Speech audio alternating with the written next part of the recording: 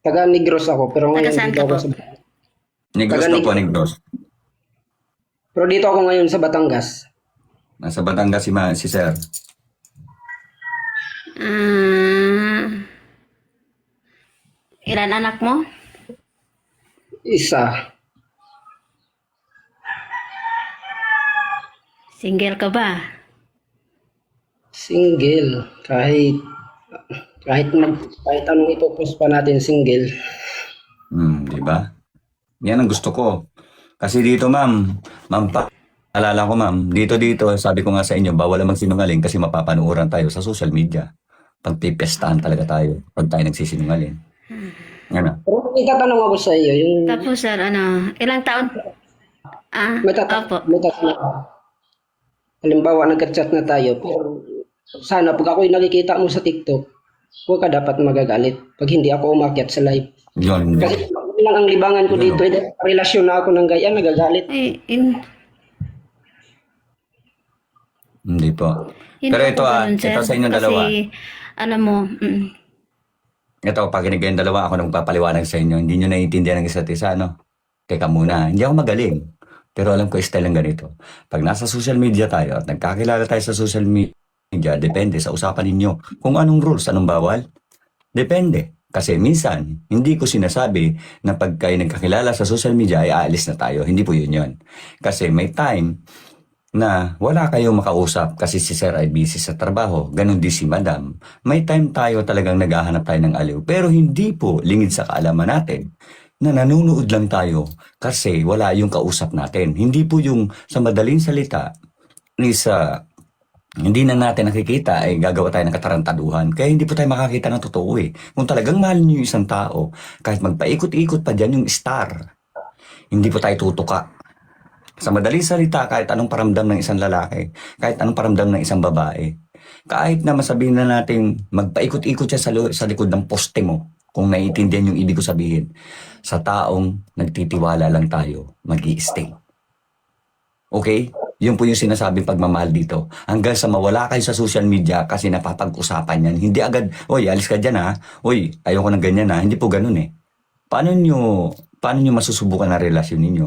Maraming pagsubok bago nyo mabuo ang isang relasyon talaga ng pagmamahalan. Maraming tumututol. Kaya sa inyong dalawa, parang feeling ko, magkakaintindihan kayo. Pero depende sa itatakbo ng relasyon nyo. Ano? Tama po. Kasi ako dito, sir, kahit ako siguro, kilala ako bilang host. Ay kung yung babae magmamahal sa akin ay hindi ako naiintindihan, bakit ako mag-i-stay sa buhay niya? Nako, mag-aalaga na lang siguro ako ng kamatis. At least yung kamatis pag bumunga, makakain ko pa eh. Ano? Tama po ba? Tama po. So may tanong na po ako sa inyong dalawa.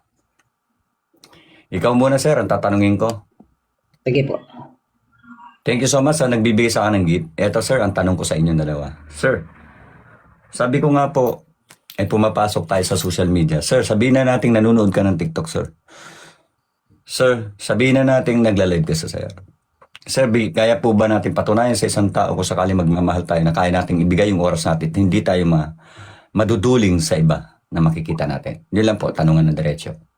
Opo, walang problema sa time ko, sir, dahil trabaho ko naman, lagi lang nakaupo. Okay, sige po. I-check lang ako, checker ako, kaya lahat Okay, sige po. Sige po, sir, kasi ang gusto ko po dito, sir, bilang lalaki tayo, mano-mano tayong dalawa, sir, no? Alam mo po, sir, ang sarap talaga ng feeling na may nagkikaring, may napili ka na sa buhay mo. Ano man ang mangyari, nag-aaway man kayo, pero hindi umalis sa tabi mo. Andyan pa rin at minamahal ka. Iniintindi ka. Mahirap po kasi magmahal ng isang tao na naging kayo na, tas lilipat ka na naman sa iba. Panibagong pakikisama, panibagong pakikilala na naman. So masakit sa ulo. Wala kayong katinuan sa buhay. Pag-aralan yung mabuti. Hindi po, porque maganda yung kausap natin na ipapalit na yung kausap natin. No. Hindi po doon yun natatapos. Magulo ang buhay. Kung katulad ni ma'am, kung sakali, kaya kung sakali po maging kayo ni madam, alam mo po ba ang sarap ng feeling na may nagkikaring, kumain ka na ba? Kamusta ka na? Kahit nag-aaway na kayo, walang bumibitaw, pinag-uusapan yan, hindi sa social media magpaparinigan. Ano?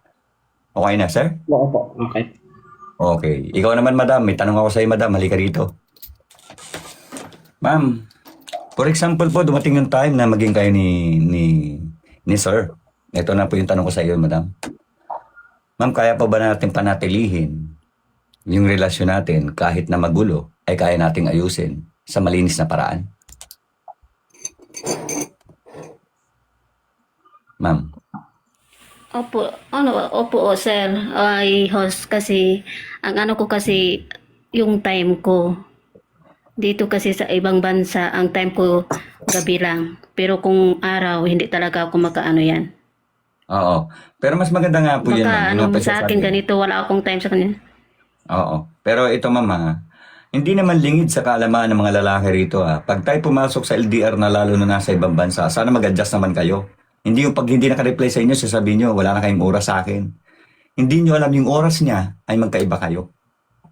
Kaya kadalasan dito, hindi na makakita at naghahanap agad ng iba. Tapos pag nakita na may kapares na yung iba, sisiraan nyo naman. Kasi yung mga utak natin kasi, hindi kasi umaandar ng maayos. Pag pinili natin isang tao, pag nakausap natin at nagkapalagayan kayo, yung selos nyo, kontrolin nyo. Yung utak nyo, nag-overthinking na wala naman sa ayos, kaya nagkakawalaan eh. Ang tunay na nagmamahal, kaya magtiis. Hanggang sa dumating yung araw na magsama kayo. Diyos ko. Yung iba rito kasi, para mga bata eh. Sige tayo na lang, hayaan mo, wala namang kwenta yan eh. Oo, naniniwala naman si tanga. Sasabihin, oo nga eh. Naging kami nun, wala namang kabuhay-buhay lintik na yun eh. Pero pag nakita mo masaya na sa iba, Diyos ko, lulukuhin ka rin yan.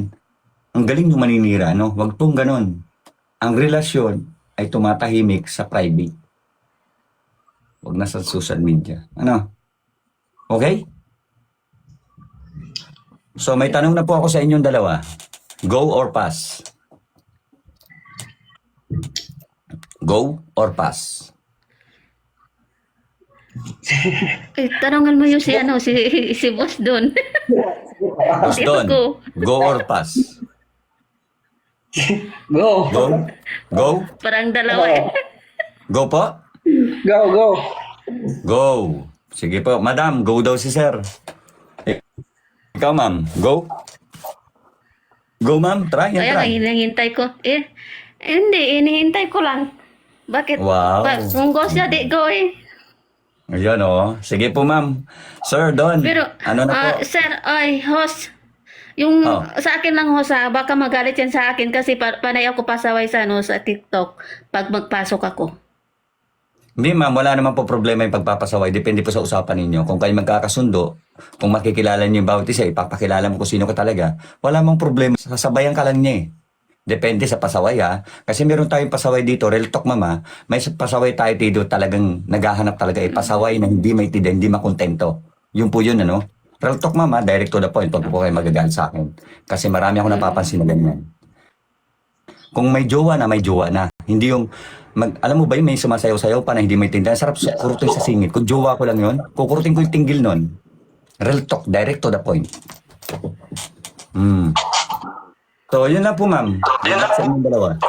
Ano, pwede? Start? Thank you. Kung hindi kayo magkaintindihan, Sir Don at Madam, pwede kayong bumalik sa akin. Huwag na po magsasalita ng hindi maganda. Ano? Okay? Sige po. Opo. Sir Don. Sige. Opo. Yan na. Gawin mo ng ano. Di ba ikaw ay timekeeper? Timekeeper ka, sir? Sir Don? Opo. Ngayon, yung oras ni Madam ay magkaiba. So, ilagay mo yung oras. For example, ay alas 12 siya pwede makausap. Timekeeper nga eh. So, time. Alas 12, pwede pa tayo maglandi sa TikTok. Alas 12 hanggang alas 11. Pagdating ng alas 12, nandiyan na si Ma'am. Pas na. Kay Madam naman. Ano? Sige, sir. Real talk. Sige po. Usap na kayong dalawa. Usap na kayong dalawa sa labat. God bless sa inyong dalawa. Thank you po, sir. Thank you po. Follow nyo na po yung isa't isa sa inyo. Congratulations. Thank you Good po, luck po sa inyo. host. Maraming salamat. Hi. Bye-bye po. God bless, Sir Don. God bless. God bless. Okay, thank you, Ingat sir. po. Thank you. Madam, ganun din sa iyo, ma'am. Ingat ka po lagi. Nandito lang po ako. God bless, ma'am. Thank you po. Thank you. You're welcome po, ma'am. God bless, ma'am. Ingat po. Yan.